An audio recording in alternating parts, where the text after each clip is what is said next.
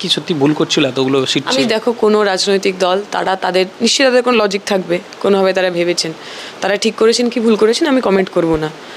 আমার মনে হয় না সেটা করা উচিত।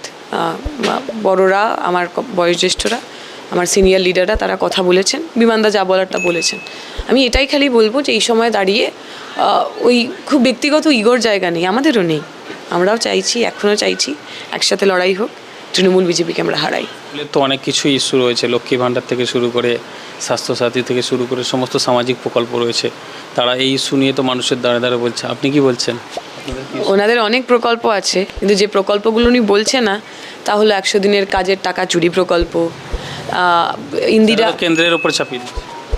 আমি বোধহয় আমরা দুদিন আগেই টিভিতে দেখেছি, একটা মেন স্ট্রিম খবরের মিডিয়াতেই দেখাচ্ছিল, এই 100 দিনের কাজের টাকা মমতা ব্যানার্জি বলেছেন না, মমতা ব্যানার্জি দেবেন। মমতা ব্যানার্জি বলেছেন তো যারা যারা টাকা পাননি প্রত্যেকে